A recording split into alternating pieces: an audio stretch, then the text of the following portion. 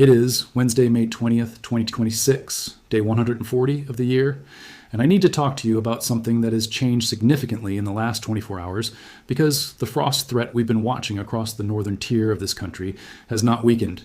It has not backed off. It has actually intensified, and the models that came in overnight are showing something that genuinely concerns me more than what I was looking at yesterday. And I want to be very clear with you right now.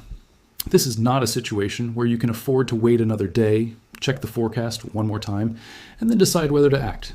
The window is closing fast, and what we are now looking at has upgraded this frost event from serious to genuinely dangerous in a way that demands your attention right now, today, before Thursday arrives, and it is too late to do anything about it. Let me tell you exactly what changed. Because yesterday we were tracking a significant upper-level trough swinging down out of Canada and dragging cold air across the northern border states. We knew it was going to be cold. We knew there was frost potential. But the question was always about how deep the cold would actually get, how long it would hang around, and how much cloud cover might come in and provide even a little bit of insulation overnight. And the answer that came back from the models in the last 12 to 18 hours is not a good one. The cold is deeper than initially forecast. The skies are going to be clearer than initially forecast, and the winds are going to be lighter than initially forecast. If you know anything about frost formation, you know that those three things together, deep cold, clear skies, and calm winds, are the perfect recipe for the most damaging, most dangerous frost events that exist. You lose your cloud cover and the ground just bleeds heat straight up into space all night long with nothing to stop it.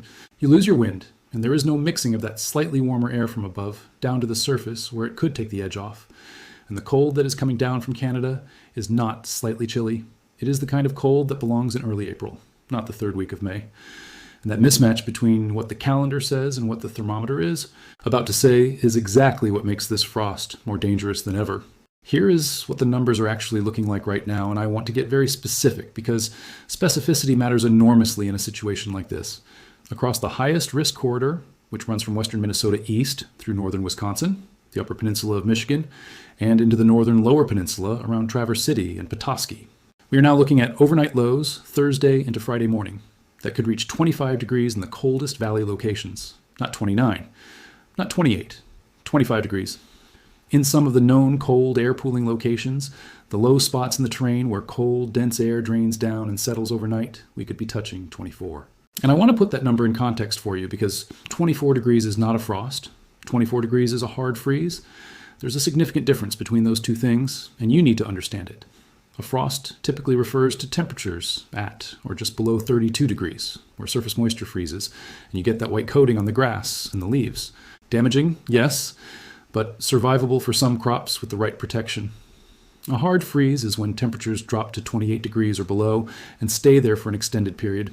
That is when you get catastrophic cellular damage inside plant tissue. That is when even frost-tolerant crops cannot protect themselves. That is when you are not just setting back a crop, you are ending it for the season. And right now, with the latest model data in hand, we are looking at hard freeze conditions across a huge portion of the northern agricultural heartland of this country on the 20th of May. That is what makes this frost more dangerous than ever. And here is the thing that I keep coming back to because it is so important, and I do not think it is getting enough attention. The plants out there right now are not the same plants that would have been out there in a normal year at this point in May. We had that extraordinary warmth in March and the first half of April. Temperatures were running 10 to 15 degrees above normal across much of the upper Midwest for weeks at a stretch. And what that warmth did was essentially trick every living thing in those fields and orchards and vineyards into thinking that spring was fully established and summer was right around the corner. Corn that would normally be just barely emerging right now is already at a stage you would expect to see in early June. Soybean fields that should be just cracking the surface have full-sized seedlings standing in the rows. Fruit trees across the Traverse City cherry belt and the Finger Lakes wine country are not just leafed out, they are carrying fruit set. They're carrying the actual beginning of the crop that those farmers are counting on to pay their bills, make their loan payments, cover their operating costs, and keep their operations alive for another year. And when you hit fruit set with 25 or 24 degrees, and you hold it there for 4 or 5 hours in the pre-dawn darkness, you are not damaging that crop. You are destroying it. The cells in those developing fruits freeze solid and rupture from the inside out. And there is nothing you can do after the fact to fix it. That fruit is gone. That harvest is gone. For some operations, depending on what crop they're growing and how exposed their specific location is, we could be talking about losing the entire season's production in one night.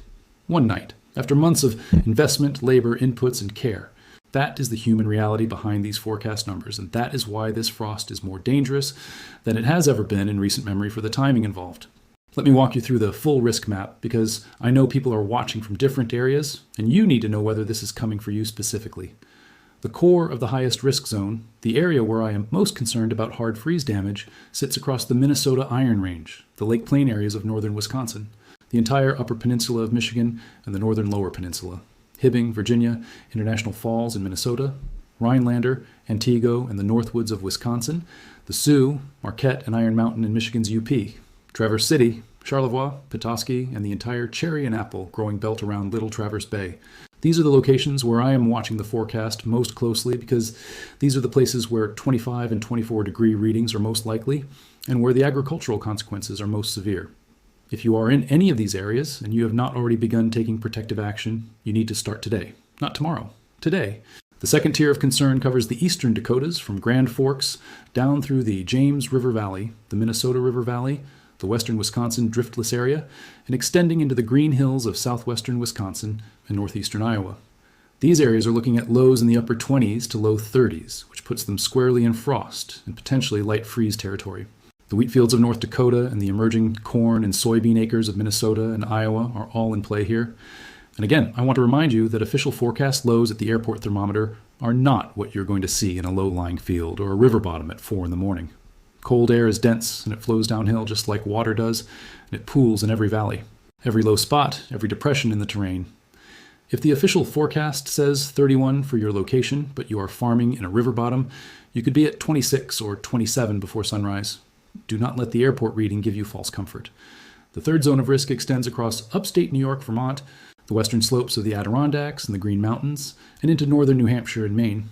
This air mass has significant reach, and while the temperatures will not be quite as extreme in the Northeast as they will be in the Midwest, we are still looking at the potential for low 30s in the valleys and sub-freezing readings on elevated terrain. The apple orchards of the Hudson Valley, the wine grapes of the Finger Lakes, the maple operations of Vermont, all of these agricultural sectors are watching this with serious anxiety right now, and rightfully so. And out in the Pacific Northwest, eastern Washington and the Columbia Basin are going to catch the trailing end of this cold push with overnight lows Thursday into Friday, dropping to the low 30s. The wheat crop in the Palouse is actively developing and vulnerable. And the hop yards of the Yakima Valley are in a critical growth stage where cold damage is absolutely possible. Now, I want to talk about what you can actually do, because I do not want this to be just a list of scary numbers with no path forward. There are real actions you can take right now that will make a genuine difference, and I want to walk through them clearly.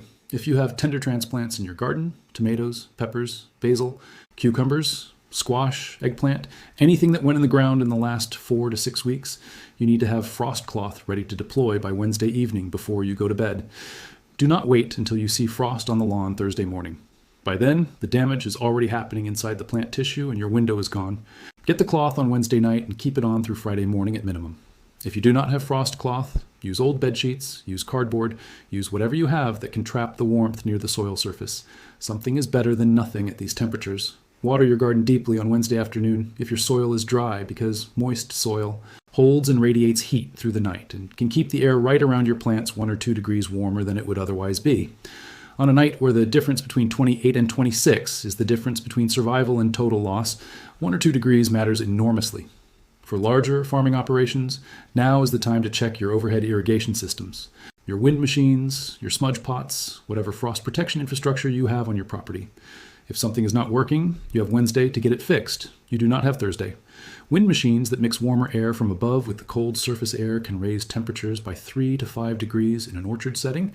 And on a night where temperatures are threatening to go to 25 or 24, 3 to 5 degrees is the margin between keeping your crop and losing it. The orchards around Traverse City that have been through frost scares before know exactly what to do. The operations that have never faced a frost this late with crops this far along are the ones I am worried about. Get your equipment ready. Get your crew on notice. Have a plan in place before Thursday night arrives. For livestock producers, please do not forget about your animals in all of this. Young animals especially, newborn lambs, kid goats, young chicks, small piglets. Anything young and small without significant body mass to hold heat is genuinely vulnerable to hard freeze temperatures. Check your heat lamps. Check that your barn doors are closing fully and that there are no gaps, letting cold air pour in at ground level where your youngest animals are sleeping. Late season cold snaps kill more young livestock than most people realize, simply because everyone assumes by mid-May that the danger has passed. It has not passed. Not this year. Not with what is coming Thursday night. And I want to say this one more time before I close, because it matters beyond the farms and gardens. There are people in the cities and towns across these affected regions who are genuinely vulnerable to this cold event in ways that could become life-threatening. People who are unhoused and have already switched to lighter gear because they believed winter was over. Elderly people living alone in homes where the furnace was shut down for the season weeks ago. Outdoor workers, overnight shift workers, people who are going to walk out the door Thursday evening dressed for May and find themselves in temperatures that belong in April. If you have neighbors who are elderly, if you know someone who is in a difficult situation, take 30 seconds on Thursday evening to check in. Make sure they know it is going to be cold overnight. Make sure they have what they need. It costs you nothing, and it could genuinely matter. The bottom line right now is this. This frost event has gotten worse with every model run, not better. The cold is deeper, the skies will be clearer, and the winds will be lighter than what we were forecasting even 24 hours ago. The plants in the fields and orchards and gardens across the northern tier of this country are at their most vulnerable point of the entire growing season, and the frost that is arriving Thursday night does not care what the calendar says. May 20th can still destroy a cherry crop. May 22nd can still kill your tomatoes and your peppers and every tender thing you worked all spring to grow. The date is irrelevant. The temperature is everything. Take this seriously. Get your protection in place today. Watch the forecast obsessively through Wednesday because the details are still shifting and every degree matters. And check on the people around you Thursday night because this cold is arriving into a world that stopped expecting it. Stay informed, stay prepared, and until next time, do not be scared, be ready, goodbye.